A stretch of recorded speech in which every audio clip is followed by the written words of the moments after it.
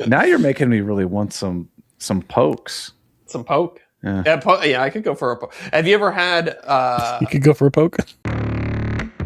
Welcome to Off the Cut. Dude, I haven't touched any wood in a long time. And that's why it's covered in plastic. Oh, man. Some X-rated content there. I don't care how long it is. Thoroughly excited. Great for the pocketbook, bad for the environment. Oh, I'm number 3. Hell yeah. Hell yeah. I'm glad we got the explicit out of the way early. If I'm going to put money into this, it's going to be great. And I guarantee it. Don't forget to spend your Burkle bucks. That was super easy. Get it? I thought I had a funny intro, but I'm just going to read right off the thing. Welcome to Off the Cut episode 198 for Tuesday, January 6th.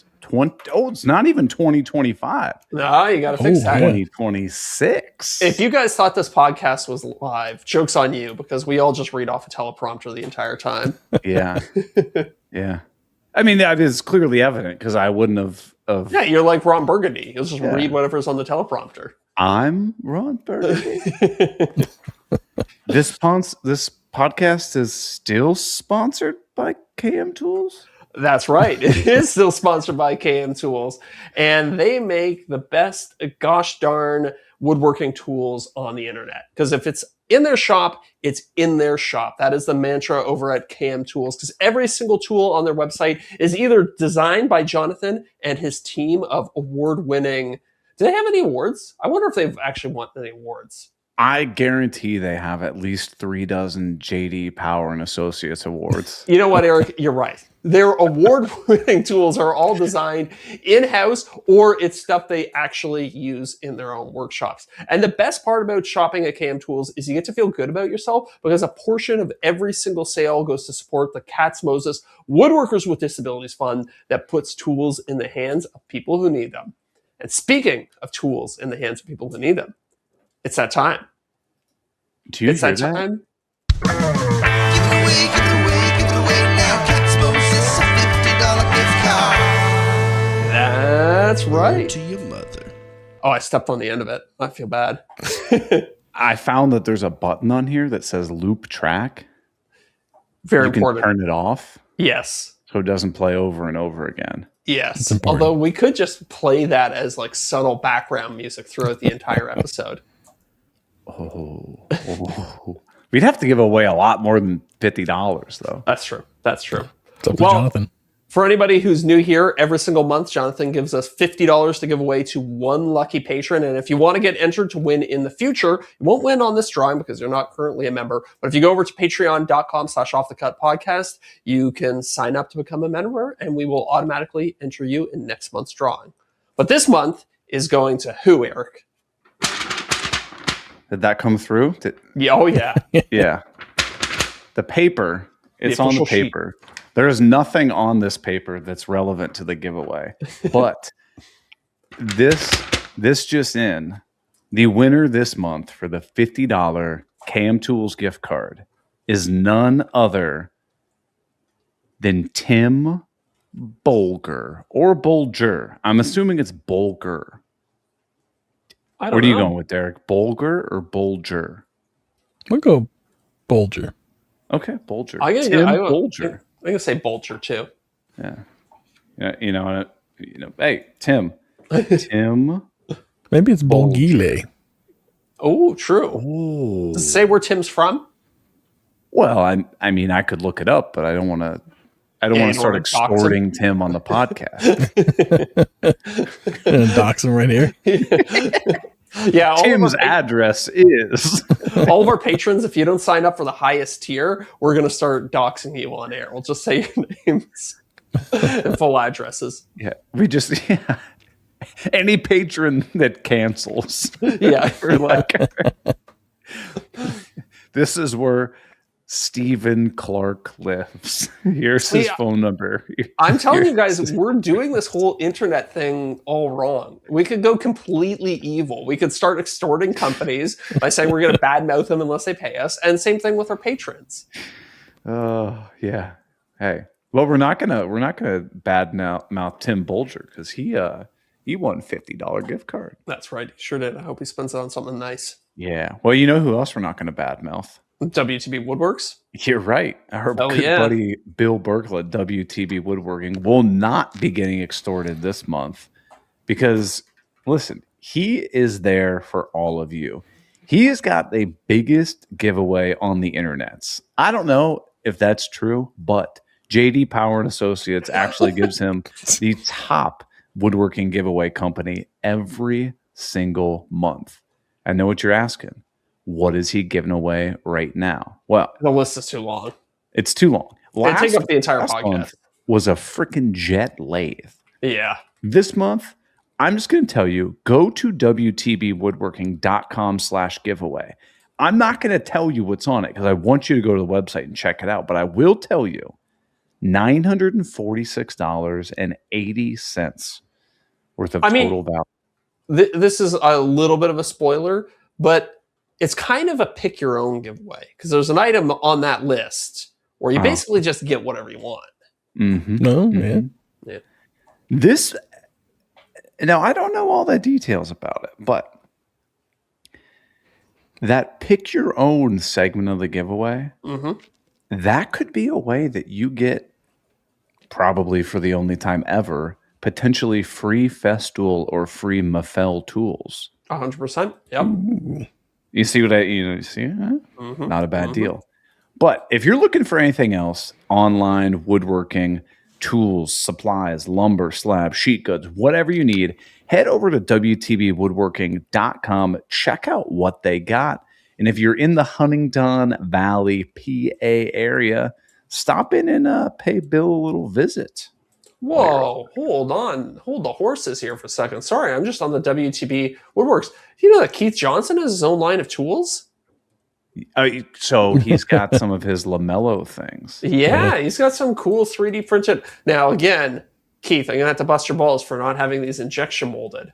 But they're very cool. They're accessories for the Lamello. It's great. Yeah. It's like a scribe fence, and it's a way that you can basically plunge into like your cabinet carcass, and then you're putting your face frame on, but it intentionally offsets your face frame a certain amount, so then you can go scribe it to the wall, and then when you put it back on the face frame, it's perfectly scribed to your cabinet.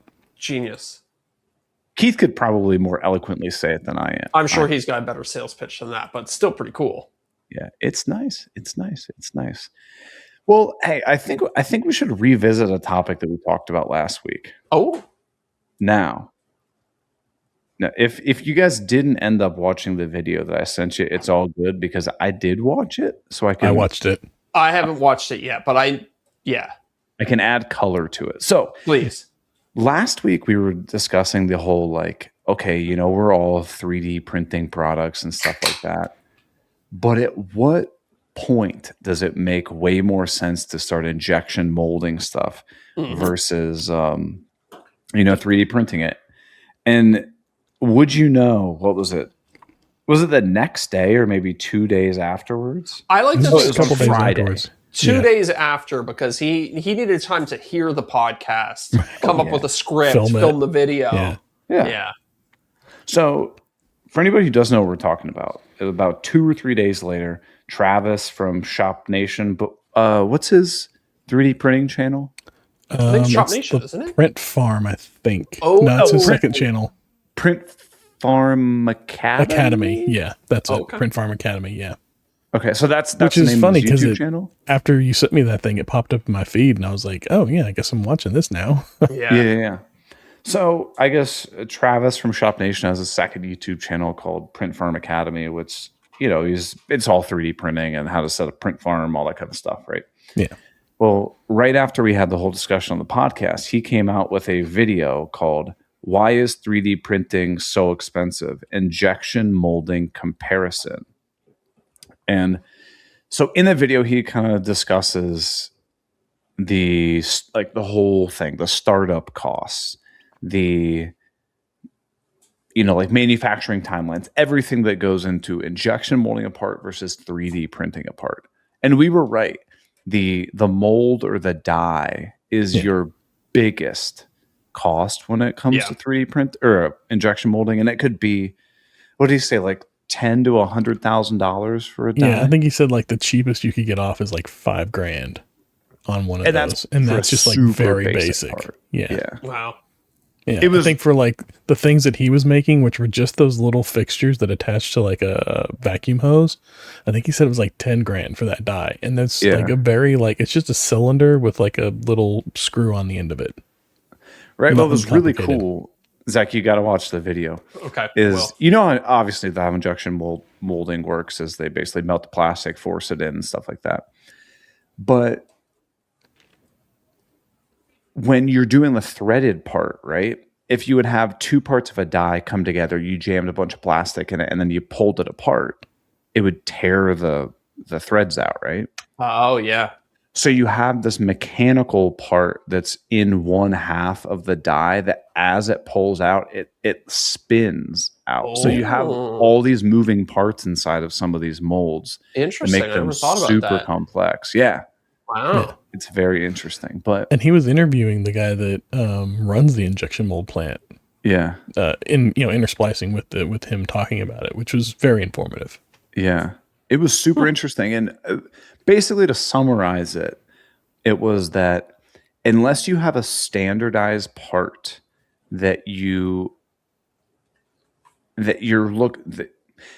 you need to have a standardized part that can either be applicable to a lot of different things, or you're just doing so much volume of it that it makes sense. $10,000 isn't going to matter.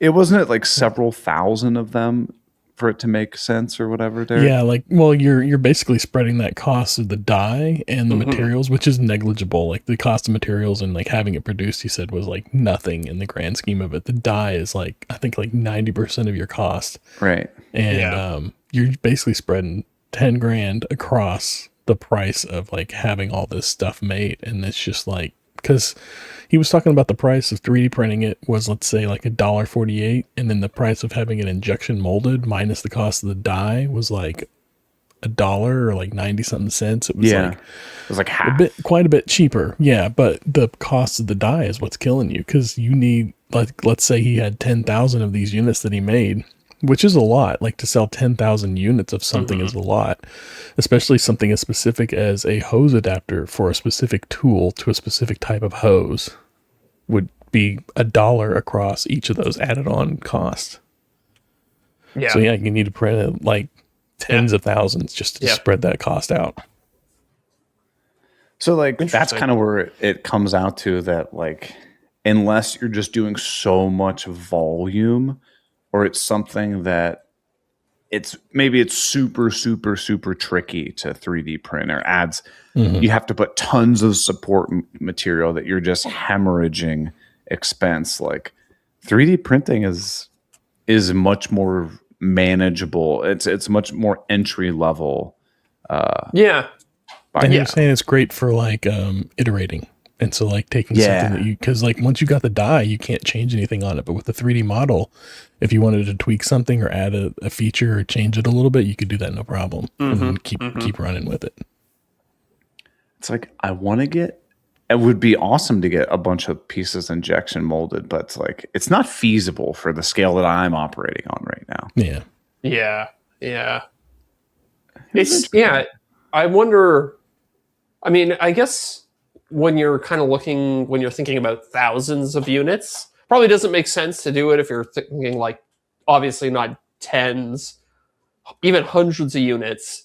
But once you get into thousands, I imagine then it starts to make sense. Like, yes, that $10,000 or whatever it is for a die is expensive, but also, if you're going to be moving thousands of units of a product, you're going to need 10, 20 3D printers running around the clock. So that's easy $10,000, $20,000, right?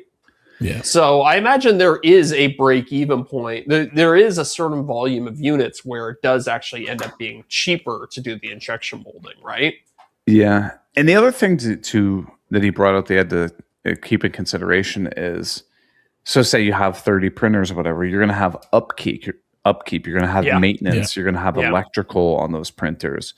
You're going to have the labor of having somebody operate that farm, of having to go get all those units off the printer bed, clean the printer bed, put it back on, start it, take off any little hairs or wispy pieces. Like there's a lot of additional Time. costs. Yeah. And time that's not Yeah. strictly cost of materials, right? Yeah. And it's slower to 3D print than it is to just injection mold. Like injection molding, you can bang them out, click, click, click, click, click. Whereas the 3D printing, like you're talking hours of running Yeah. that machine just to get one or two products off. Or like one of the products that I've got, like the little dust collection thing for the hinge jig. I can get 9 of them on a print bed, and I think it takes 6 or so hours to print. I would have assumed more, honestly. 6 or 8, I don't remember, but I mean, when injection molded, I'm sure you could make 6 of those in 30 seconds, probably, right? I don't actually. Yeah, I mean, well, how labor intensive is the injection molding process? I guess I really had to watch Travis's video, but I imagine like if you're talking about a mechanical part that you had to screw out, there's a little bit of screws itself out. Oh, it screws itself out. Yeah. Yeah. So like he was showing, like he was talking about that process, like it closes, it does the injection molding, and then like it opens, it does like the unscrew process and everything. And then there's like 2 little prongs that come out the back and they push the pieces off, and then they just fall onto a tray. And they actually, he said that like the next round, what they did is they made an adjustment and they automated that so that now like a hand comes down, like a mechanical hand would come down and grab the parts and set them on a conveyor belt. And then they would just run off that conveyor belt down to packaging and then be packaged up and ready to go. And the interesting part is whenever he was talking about the guy that runs the injection molding machines was talking about how they even use 3D printers to print the fingers on the ends of those machines to grab the pieces. Because it doesn't make sense to have them injection molded. Interesting. And because it was a consumable part. So think of like little fingertips, right? Yeah, they grab things. If they run into something or like clamp too hard, they'd snap. It's way more efficient for them to 3D print those as opposed, they don't need to get 50,000 fingers injection molded. Like they just 3D print them. That makes sense. It was interesting. But I mean, but you have so many advantages to injection molding as far as like you don't have to worry about print orientation. Like we know that if we're 3D printing, say a bracket that's going to hang on the wall, right? If you have the layers oriented in the wrong way, it's just like grain and wood. It can snap, along the grain as opposed to against the grain. Yeah, or you got to print supports for them if it's oriented a certain way. Yeah, true. Did he talk much about the quality difference between a 3D printed part and a injection molded part? Yeah. This injection mold is much stronger. For sure. Yeah.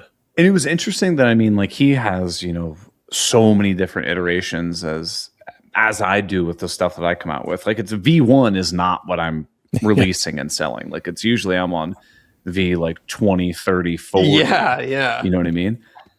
I just made an iteration on one of my products this week because it's something that like I've only sold a couple of, but it's got like hexagonal holes on the side of it. Sure. To, so it doesn't have to print a whole wall, and it looks nice.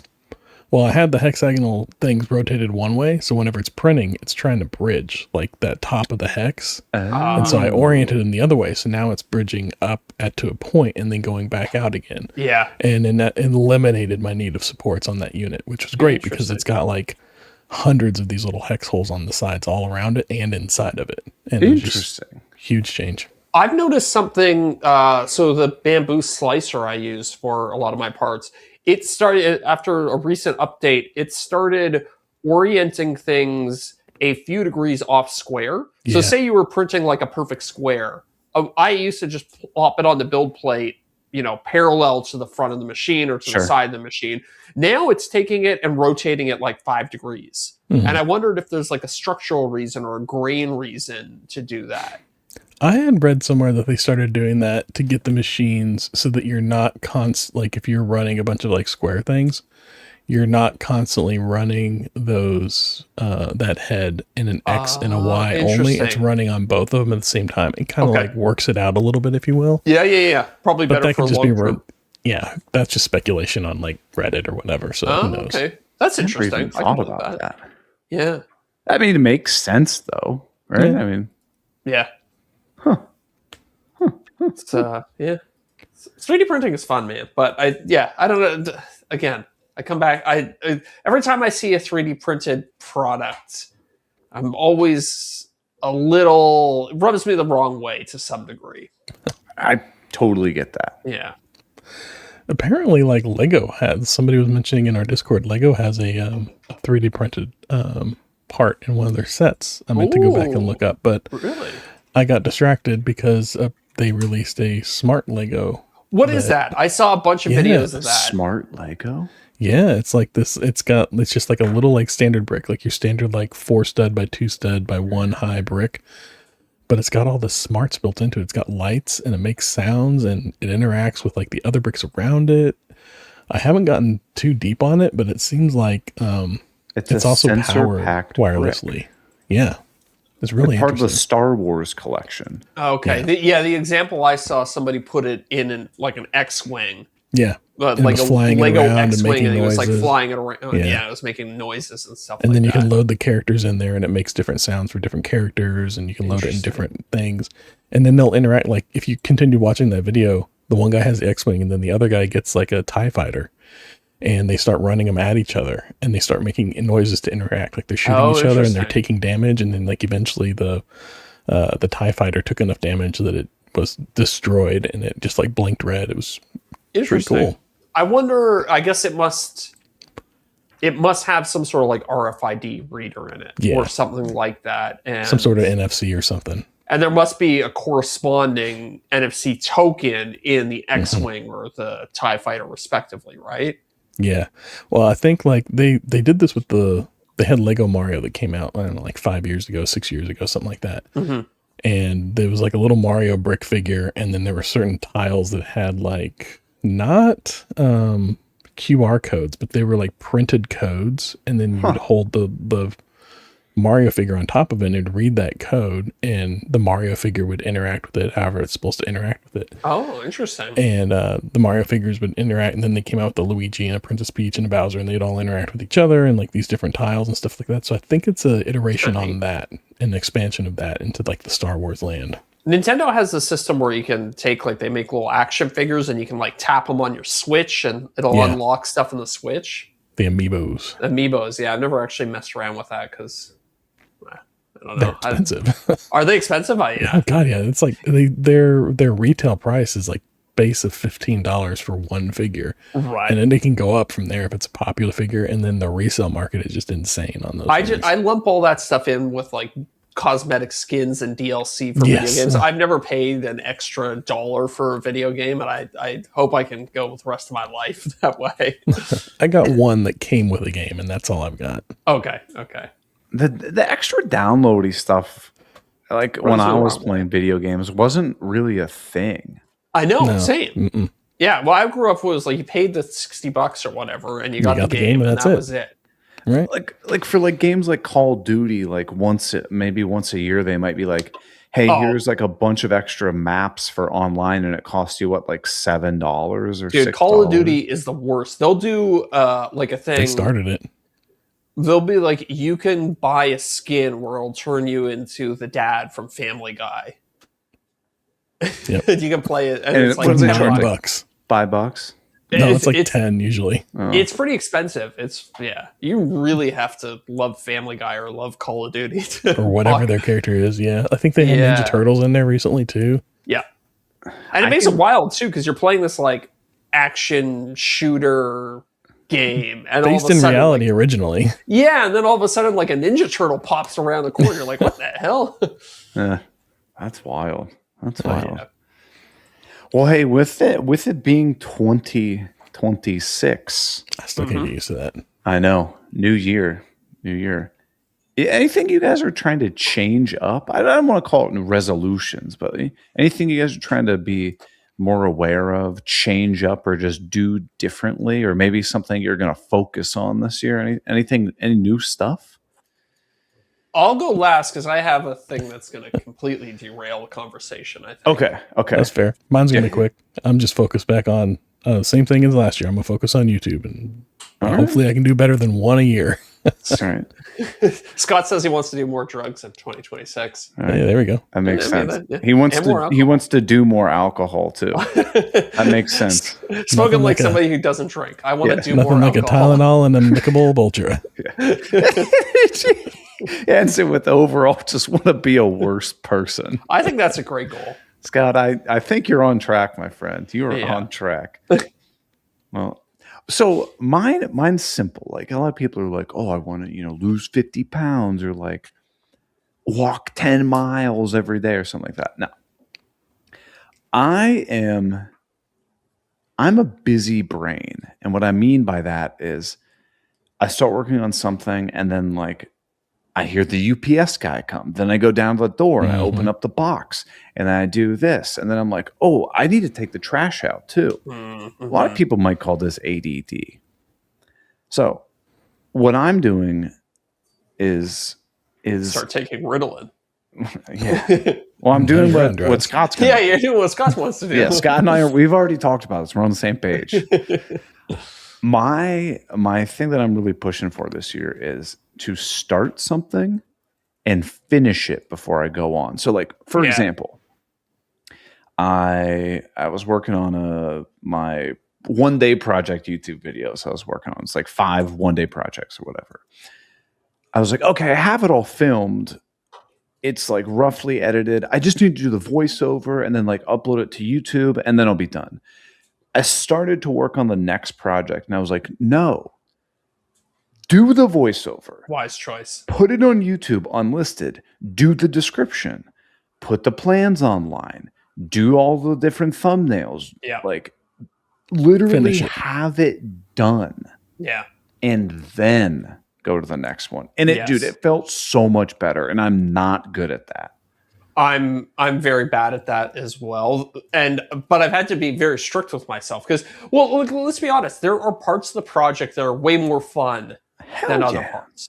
And doing the voiceover and writing the video description, it's like, that's not as fun as actually going into the shop and building the thing or doing all those parts. Like, yeah. So it's very easy to be like, I'll do that later and I'm going to start filming the next video because that's a little bit more fun and enticing. It'll take 5 minutes. No, it takes forever.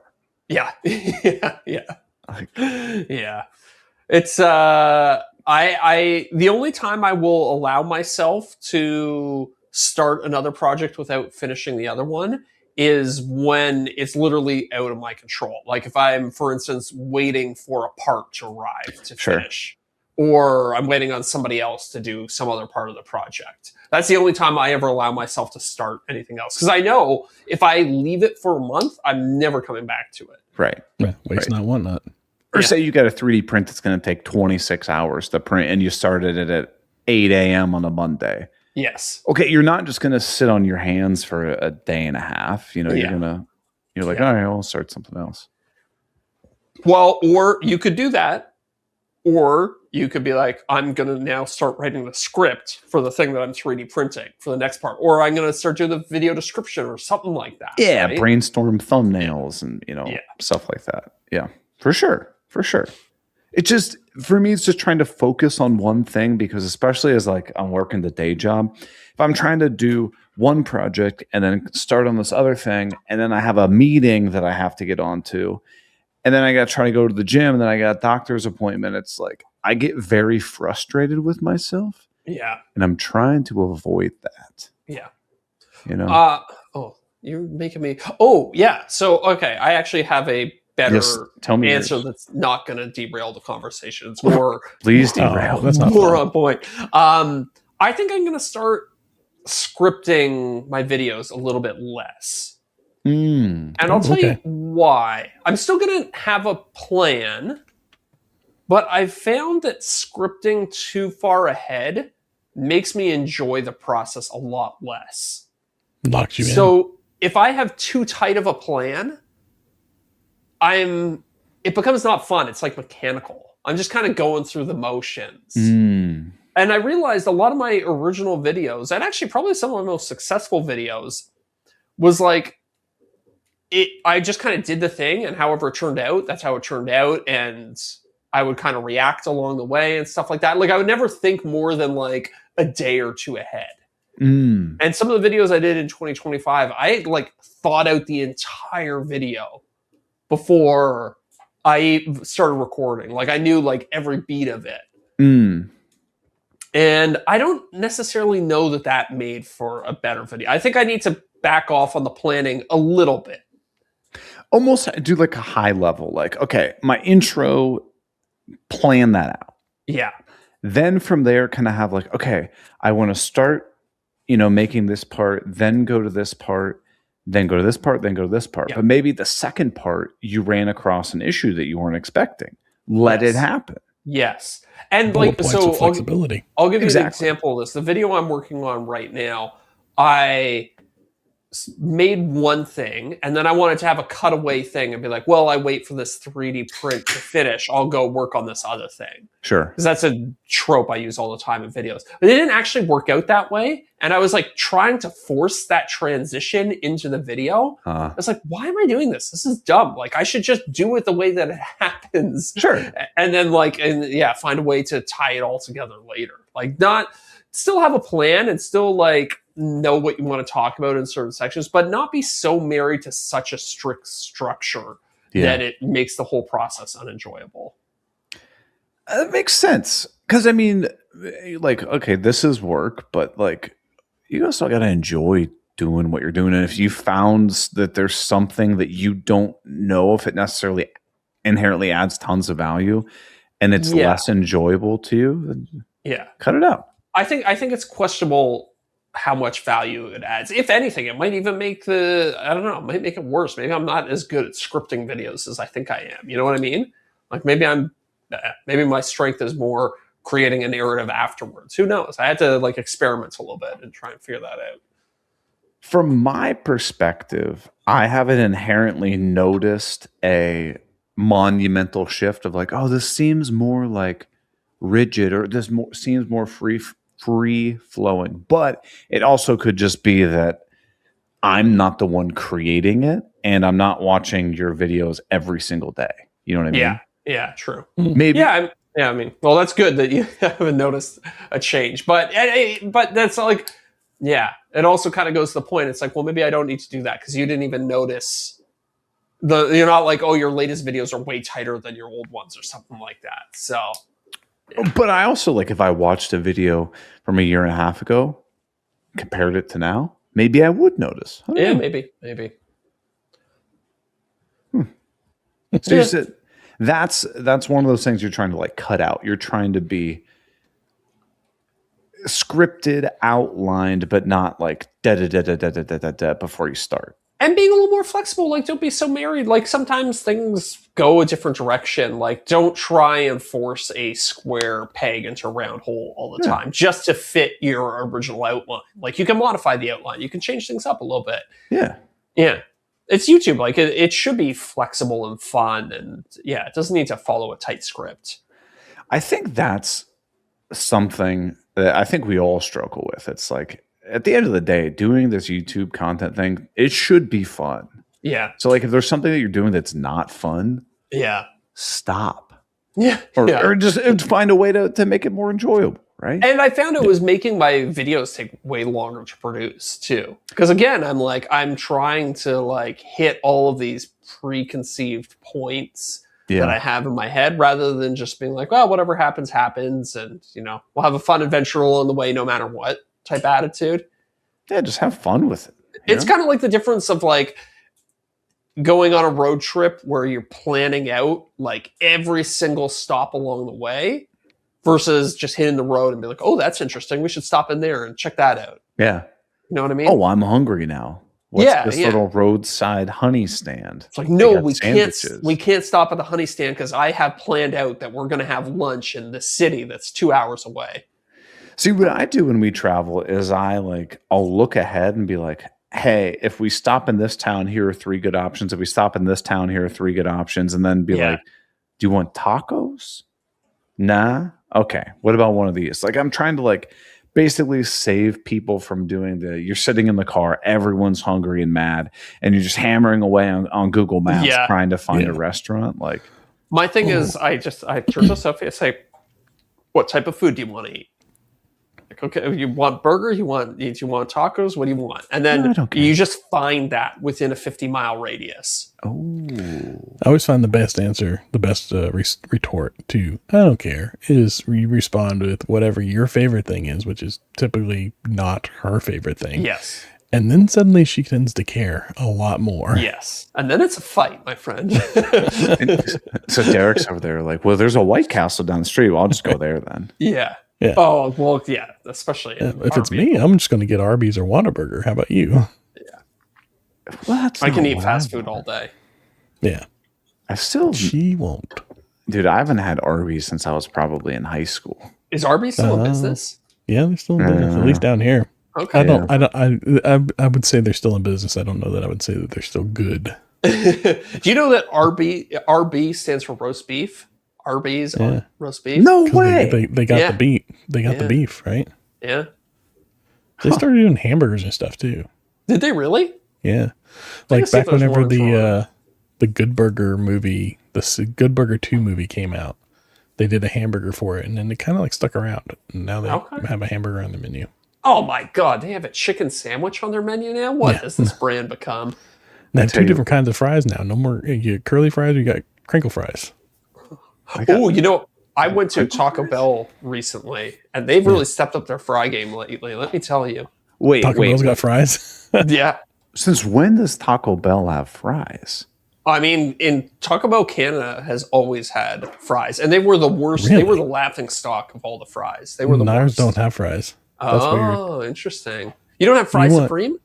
No, but if you want like the weird mix of foods, you go to Jack in the Box. You can get a taco, a Never been pancake, there. French fries, and a hamburger all in one meal. I think I've only had Jack in the Box like once or twice. Oh yeah, look at that. Interesting. And they Oh, got they like have a mozzarella sticks. Okay. they got like a midnight munchie meal now for the Gremlins movie of all things, and it's just like this weird mix of like late night munchie foods. Do you guys have Carl's Jr. around you? Never been. They opened one in Toronto, and I went all the time. It was really good when they first opened, and the quality dropped off a cliff. Yeah, It's horrible. Scott Let's go to doesn't let Hardee's me all the eat time. fast food. Oh, Joe says that Taco Bell in his area has nacho fries, and that's what they have now. Oh, okay, That's the, okay, yeah. That's the I've new never generation had of fries. But they used to just have like generic crappy fries. I never knew that. In last my time I area- went to Which sandwich place, they Oh. were selling fries. Which? Which it's like a Subway, Okay. like a Subway and a Quiznos crossed together. Oh, Is that where interesting. Jared went? I No, don't think Jared so. went to the local elementary school. The barista. Which? Hey, speaking of fast food, I've got a new brand to add to our list. Okay. Well, I mean, Which list? that sounds extreme. It's not that extreme. So I was, my buddy wanted to go snowboarding this week, and I know what you're thinking. Snowboarding in Ohio? Yes, it exists. It's basically glorified sledding. It's probably like probably very much like snowboarding in Ontario then. Yeah, I mean, like I think the elevation change is like 200 feet or something. Like it ain't much. Yeah. But anyway, he's like, "You want to go?" I was like, "Sure." So it's like, he's like, "I'll meet you there at noon." I'm like, "Okay, well, I should probably grab a bite to eat beforehand." Mm-hmm. My usual go-to, Chipotle. Okay. That's too heavy. That's not a good car food though. That's what I'm okay. That's what I'm saying, right? Yeah. So then I'm like, all right, I'm gonna go to Wendy's. But for me, Wendy's is on the other side of town, and it's on the east side of town, and I gotta get on the highway on the west side. So it's stupid. Why would I go all the way over there? So it's like, well, right off the main, the main drag where the highway entrance is a Burger King. I'm like, Okay. yeah, haven't been to Burger King in years. I'll swing by. And first of all, like I'm pulling up, there's no one in line, right? So I'm like, That's Get the fine. Krabby Patty. so I saw the Krabby Patty, and as I'm pulling up, I'm like, What is a Krabby Patty? I don't even know what to order, right? I don't know what Burger King has. I know they have hamburgers, but couldn't articulate a certain, phrase or whatever you say at Burger King. So I'm rolling up, I'm panicking, palms are sweaty. And from far away, I'm like, chicken nuggets, bacon hamburgers, like found it, good to go. Perfect. Right? So I roll up and the girl goes, I'll be right with you. said, no problem. Well, I was listening to a podcast, and it got to the point where a commercial break had come on. So, fast forward through the commercial break, listen to a little bit more, and I was like, it's been several minutes. Yeah. I had been in line for 10 minutes, and they never came back. They just forgot about you. You should have, I think there's a motion sensor or like a sensor in the ground. So maybe if you backed up and drove over it again, it might make a little chime in their headset. I don't know, but I was just like what? Like, what are we doing? Yeah. I mean, clearly the person you were talking to also had ADHD, where they said, hold on a second, and they got distracted by the UPS guy dropping off more fries at the other door. Yeah. Clearly it was the fries. The UPS guy. So I left. I was a little, is the word. So did you back out or did you front out? Oh, so this is one where the board is on like the skinny end of the building, not the long end of the building. And it didn't have it didn't force you to turn. It was basically like in the middle of a parking lot. So I see. I just pulled forward and got the hell out of there.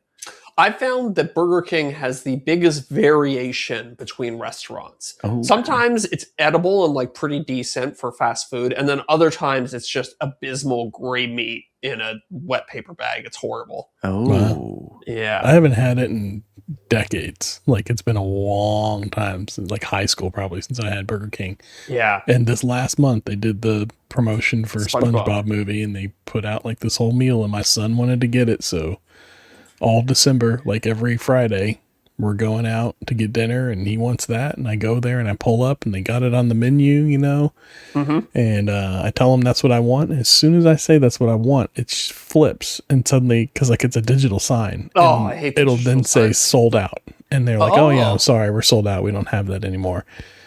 And I'm like, you don't have a hamburger anymore? They need to get rid of that. Somebody needs to make the next politician that runs for office that makes digital signs illegal. They will get my vote 100%. Because every time I'm in a restaurant, like, oh, okay, maybe I want that, and then it just disappears. And you're like, now I have to wait through the whole cycle to. That drives me nuts at a brewery. That's I do that at breweries, and then they have really? They have like the 10, 15 beers that they have. Yeah. You roll up and they're like, what would you like? And you're like, and then it cuts away to someone's lawn service ad. You're like, how does nobody realize that that's a horrible customer experience? Yeah. I like the ones that'll change it, but then they'll have like 3 of them, and they'll just rotate where it is. So it's always up there, but it's moving, which is fine, because you want movement so it doesn't burn in your image. I get that. But at least then it's always on display. But yeah, the ones that show ads, those drive me nuts. They're not using OLED screens. You don't have to worry about burning in the image, do they? I think that, I think that's old wives' tale. Yeah.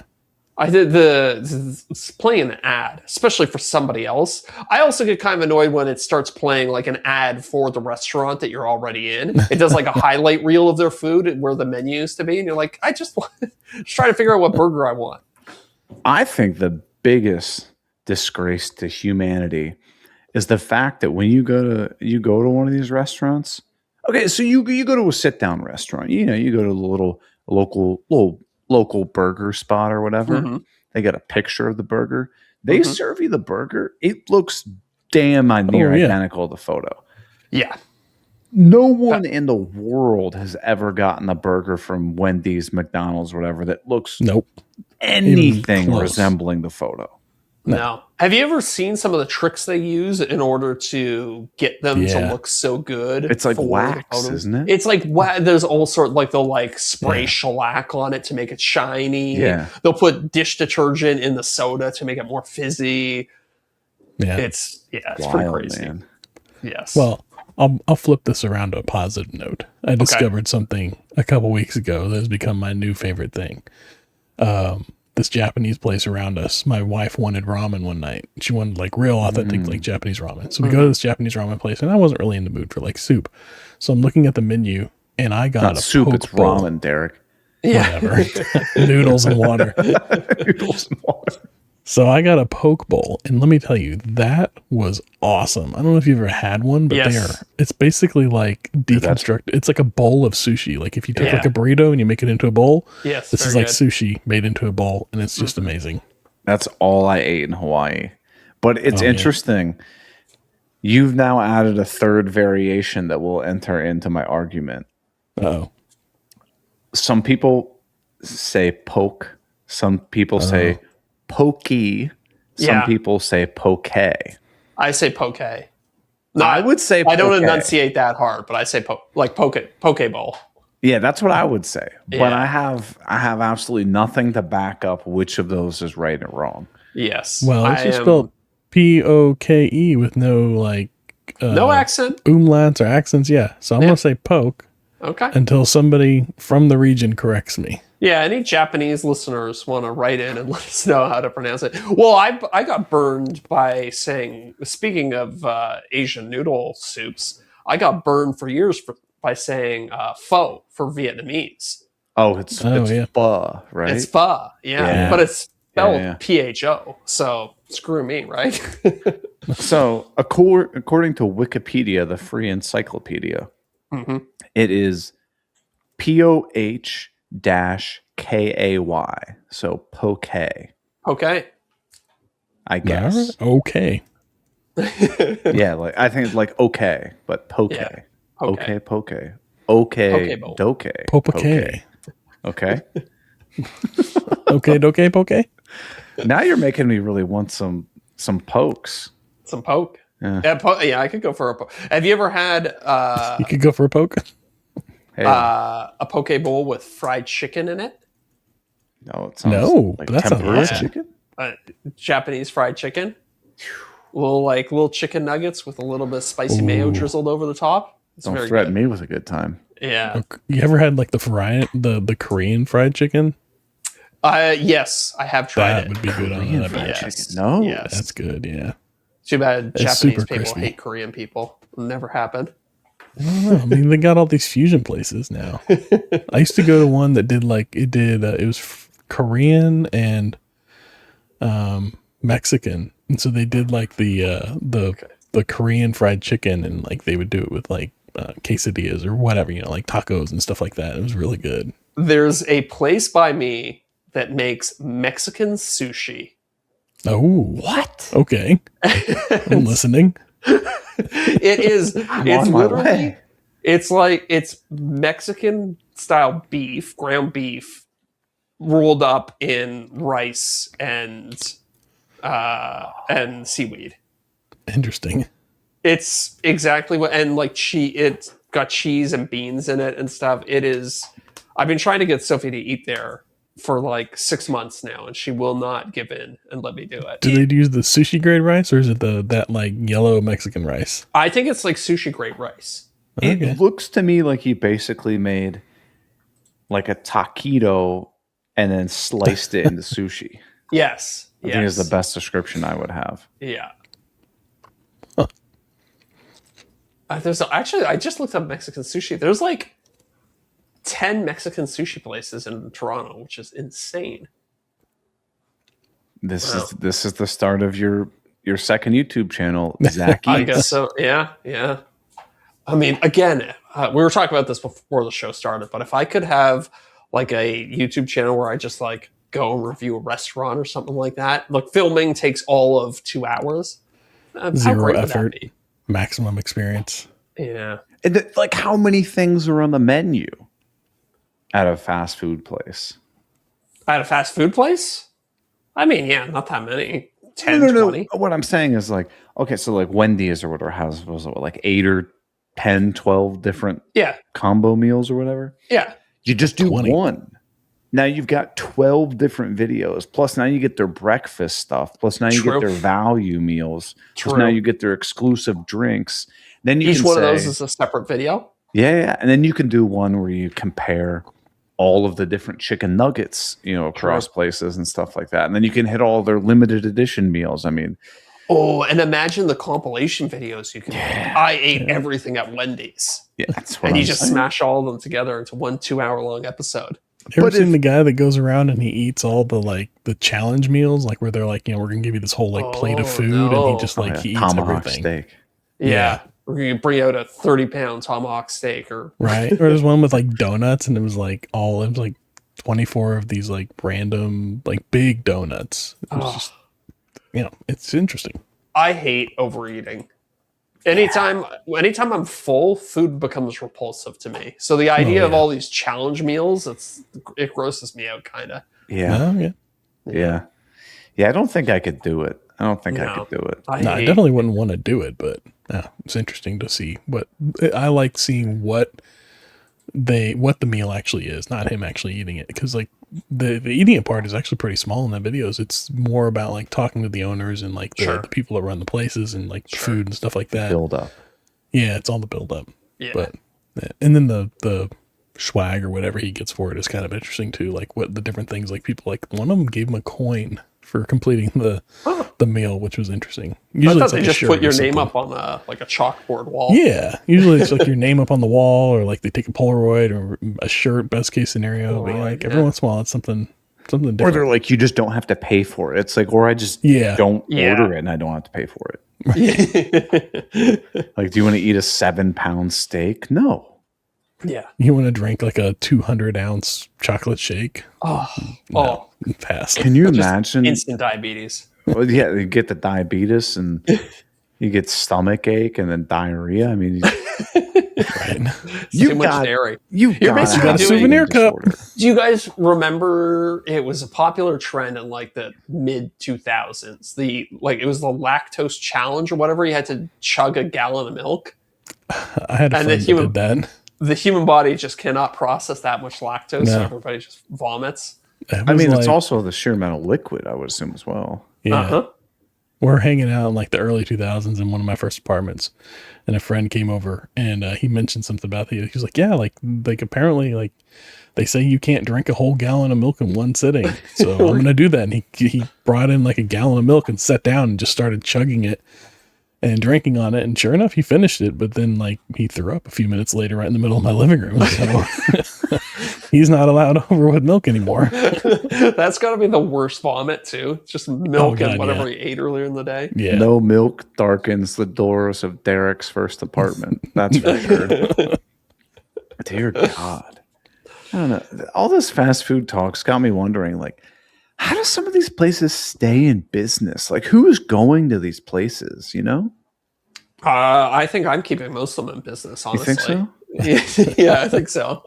Like, you know, like Fazoli's. You ever been to a Fazoli's? No, I've never even heard of that. That's like the pizza place, though, isn't it? It's like an Italian place. It's like a fast food Italian place. Yeah. Like, I see those up north all the time. Who's driving home from work going, you know what I really need right now? Fazoli's. Is Fazoli's. It doesn't even. I'm on their website right now. It doesn't even look appetizing. No, yeah. It looks like fast food Italian, which is not a thing you would think would be. Have you guys ever seen Jollibee? No. Yeah, we got some of those down here. That's so like Jollibee Filipino. is a Filipino. Yeah. So their main items are fried chicken and spaghetti. Yeah. Yeah, I've never looked at their menu, but that's just crazy. and mashed potatoes, evidently. I'm looking at their website right now. Oh, that's wild. Yeah. And peach something. They also have burger steaks, which is just a burger patty with gravy on top of it. I had it one time. They opened one here in Toronto. I was like, I have to try this. It's just too novelty not to try it. Was it as bad as everyone thinks? I mean, fast food spaghetti is not glamorous at all. I'm going to go on. My daughter's been into Korean corn dogs lately. Y'all had any of those? No, I don't know any of this stuff. Yeah. Korean corn dogs. They're that up there too. They're good. Yeah, K-Dogs or K-Dogs. whatever you want to call them. Actually, I have heard of these. I haven't had one, but when you said K-Dog. Rice hot dog. Okay. Yeah. Rice hot dog. Interesting. Yeah. It's usually like sausage or cheese or a combination of both, and then they do it like a corn dog, but then they put interesting things on the outside. Like you get like flaming hot Cheetos on the outside or something. All like right, that. I'm into that. Although nothing's going to top the Costco hot dog for me. That's peak hot dog as far as I'm concerned. Dude, Can't I beat the had price. an incredible dog when I went snowboarding this weekend. Oh. And here's the best thing about it. It's what I call a surprise dog. You could even call it a surprise wiener if you want. You know, when you go into, like, say you go into a ball game or whatever, right? You're like, I'll get a hot dog. Your expectations are low, right? Yes. Like, this is going to be an absolute gutter dog. Yes. And order the hot dog, go sit down, bring them like my ketchup packets with me, open this thing up. It is in a glorious pretzel bun, and it is a thick, Ooh. like perfectly cooked, just a teeniest amount of char on it, flat top dog that is all beef. I bite into this thing, I'm like, this is a good dog. That's a premium dog. Yeah. Nice. Yeah. Nice. It's a good dog surprise. I once paid, I think, $35 for a lobster roll at Fenway Stadium. How'd you get a lobster roll for $35? It was so bad. I saw it on the menu. I was like, Canadian, remember, Derek. I'm at a ballpark. I was Oh, like, no, that one would have been US too. It would have been US. Oh, it was like Wow. 50, when I got the credit card charge, because I got like 2 beers at the same time. By the time when I got the credit card charge back in $65. Canada, it was like $100 Canadian for I bet. Yeah. I bet. But I was like, I have to try. If lobster rolls on the menu at a ballpark, it's like, I got to try that. We had those when we went up to Maine. They were amazing up there. My wife had one every day for like 3 days straight. The Hawaiian or lobster rolls. But Yeah. We got you guys are familiar with the show Shark Tank, right? Oh, yeah. There was a food truck on Shark Tank called Cousins Maine Lobster. Oh, I've had those. Yeah, they came down here. Yeah. Dude, that place is it's good, but it is bananas expensive. Like, Yeah, it was like $100 for a roll. no. Yeah, down I here think it it was was. like 30 or something. That was 100 here. We That's had insane. it like about 3 months ago. It was like $95 for a roll. Oh my God. Wow. Yeah. I mean, I haven't had it in years. So I mean, I don't know if they had changed or whatever, but good Lord. Well, I mean, we're in Texas, so like, where are you getting lobster at? I'm in Ohio. Where are you getting? Yep. You're a lot closer than I am. Yeah, that's true. That's true. They don't have lobsters in the Gulf. In the Gulf of Mexico. Gulf of America. Little how dare ones. We call them shrimp. Oh, Gulf of America, is that what it is? Oh, yeah. Didn't they rename it a little while ago? Gulf of Texas. Gulf of Texas. Did they really rename it? I thought Yeah, they did. you I didn't thought hear that about was this? I thought that was a No. news story I saw. A big push. They wanted to rename it, but whatever. They No, were trying to rename Columbus, Ohio, Flavortown. Oh, now that's a name change I can get behind. We were at some bookstore earlier this weekend, and there was a Guy Fieri Monopoly board game. Like, you know how like theme Monopoly board games, right? There was a Guy Fieri version of a Monopoly board game. They were probably like, we can have AI generate this in 10 seconds. We'll probably sell a couple thousand units of these to someone. Sure. Hey, speaking of Monopoly, I got to throw this out. For Christmas, my parents got us this game. It's a card game called Monopoly Deal. Oh, I played this, I Dude. think. That game is awesome. Yeah, so we had what do we have? We had like a little like summer backyard barbecue thing. Sure. And somebody brought the deck and we played it in my backyard after having some burgers. It's a good time. Yeah. Super cheap, super easy, and you can play games in like 5 or 10 minutes. Yeah. And nobody fought like with a real game of Monopoly. Yeah. It's a great game. Highly suggest picking it up. Monopoly Deal. Do you guys play Monopoly with the real rules, or do you play if you land? What is it? You land on jail, free parking. land on free parking. Yeah, you get the money that's been collected throughout the game. Yeah. Yeah. I think, But that's not the real rule. yeah. Who doesn't play that way though? You got it. I just wanted to make sure you guys were, real people. Souls. That, and then do you play with the auction rules, or if nobody bids on the place, it goes up for auction? No, somebody just told me about this. I had no idea. Yeah, we that's always, that's like a default rule. Apparently, Yeah. like most people Yeah. don't play with. that's a Yeah. default rule. I would had just no play idea. like say Zach, you landed on Ventnor Avenue, and you're like, nah, I don't want it. We're That's all it. like, damn. Yeah, Yeah. and the convo at that point. Yeah. Yeah. But how it works is you say no, and then everybody else gets to bid on it. Yeah. $10, $5. Yeah. Well, Yeah. go Good game. up, Good down. game.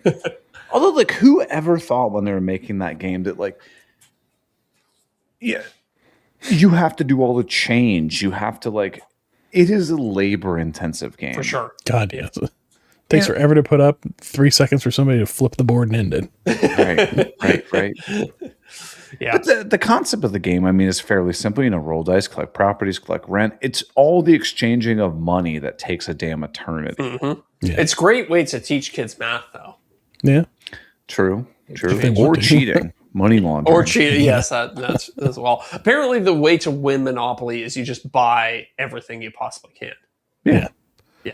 But like if you're playing with even 2 other people, you'll never get the enough of them to put hotels and houses on them because you're supposed Right. to have all of the same color before you put Right. hotels and houses on Yes. them. Yeah. I will happens. never sell a property to someone. Yeah. Yeah. Yeah, because that's why. Because nobody's willing to sell. Yes. They're like, I'll give you $5,000 for Ventnor Avenue. I'm like, no, No, hell out of here. because Then that's you'll going to have give you a color Monopoly. set. Yeah. So like the games go forever. I don't think I've ever had a game that was over in less than 2 hours of Monopoly. It's impossible. Well, I think, if you play with the real rules, I think it goes a little faster. And that's, yeah. I might have to bring Monopoly out. I got it on the iPad. So Oh, you just interesting. so it boop, boop, boop, boop, boop, does all the money for you. Dude, you can crush games. Maybe That's now that I easy, have for like sure. adult money, I'll get one of those novelty. I'll find the novelty that I closest align with and get that version of Monopoly. Oh, I wonder if there's a website that sells all the different versions. I bet there's a whole Monopoly. Monopoly collector thing. They got to have a million Disney ones, I'm sure. Oh, there's some guy who has every single Monopoly board, isn't there? I am not ashamed to say I have at least a dozen different versions of Monopoly. Really? Yes. I don't have a Collected single. over Well, I the have years. digital, but hey, speaking of Well, there's over 700. what? I wouldn't doubt it. They make one for like, there's a Monopoly for my town. Like there's what is that called again? I've seen those. Yeah, like there's a company that makes them for Oh, like, you can get like the town-specific Columbus and stuff. Yeah. Monopoly. I forget Oh, the yeah, company look that at makes them, that. but yeah. Hey, speaking of USopoly. old, antiquated dinosaur things, I have a phone call with a company tomorrow that you guys are going to want to hear about. Okay. You can But- tell us in the after show. Tell I'll us tell you the guys after in the show. after show. I'll also tell everybody my Gotta New pay Year's for it. resolution in the after show, Oh, too. the one that's going to derail things. Yes. Yeah, all We right. didn't get to that in the main show, but that's okay. That's okay. Well, that's all right. Well, hey, everybody. Thanks so much for listening, as always. We will be back next week, same time, same place. If you want to unlock the after show, just go over to patreon.com/offthecutpodcast, unlock it, and you'll also be entered to win a $50 Cam Tools gift card, just like our friend Tim Bolger did this Oh, month. yeah. Old J. Bolognese. Bolognese. Bolognese. See everybody. See you, everybody. See ya.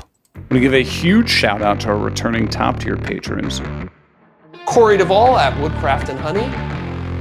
Josh at Sawdust Builds, Joe Welsh at Delaware Valley Workshop. Goblin Spanker, You can't say that anymore. Bill Burkle, WTB Woodworking. Dadu said, "Yeah, buddy." Building Creative.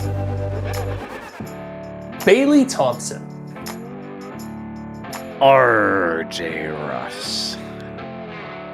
Zach, to be honest with you, I don't even know if I followed you. Bingo bango, you're done. You should stop. All right, I got a few titles for y'all. Okay. The one where they get focused, Oh, and now I would asterisk out OCU. So it's just F of asterisk ED. oh, okay. Yeah. I see. Or you can leave it as just the one where they get focused. The one where they get mindful, the one where they get flexible, or the one where they get poked. Oh, What about the one where they get poke Yeah. or poke? Yeah. Just the one where they get poke. The one where they get poke, and then in parentheses, poke. D. Yeah, or D. Yeah. I like that. All right. I've just the one where they drive through and the one where they get food is all that I had. Perfect. I like the poke Yeah. one. Yeah. Excellent. Oh, well, I'm going to grab a seltzer and I'll meet you guys at the after show. Sounds good to me. See you guys over there. See you we gotta live end the stream. stream. See you live stream.